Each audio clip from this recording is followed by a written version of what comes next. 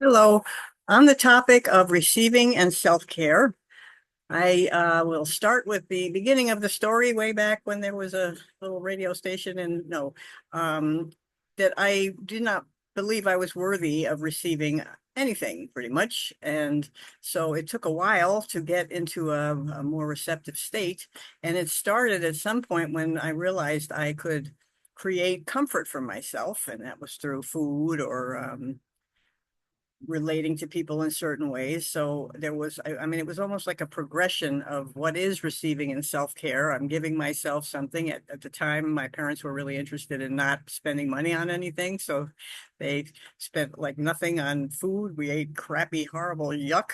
And so I stole money and comforted myself. And I was providing some self-care that way. I was receiving something I felt I needed and receiving self-care. But as I am growing, and particularly in relation to the earthwaking community, I see receiving and self-care in a whole other way because it, went from making things work my way by force as a kid, comforting myself because I felt I needed more than I was receiving.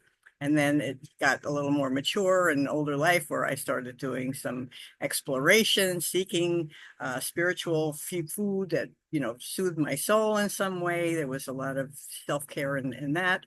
I never was so great at receiving from the outside, but I would give to myself.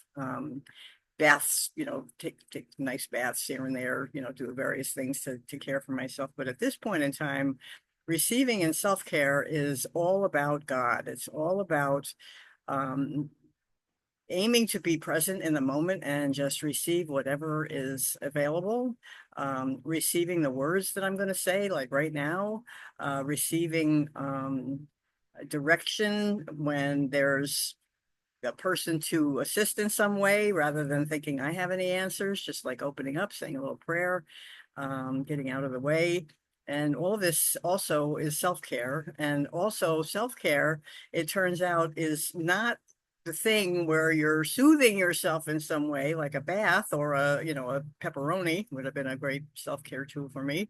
But it's actually putting attachments on the altar is self-care because what it's allowing is the gifts of God to be available. If you've got your arms full of stuff because you think you know the best way to comfort yourself, you're not necessarily receiving the most important and powerful and actually designed for self-care that you could be receiving. There is a biblical statement about every tear will be dried, every suffering will be ended.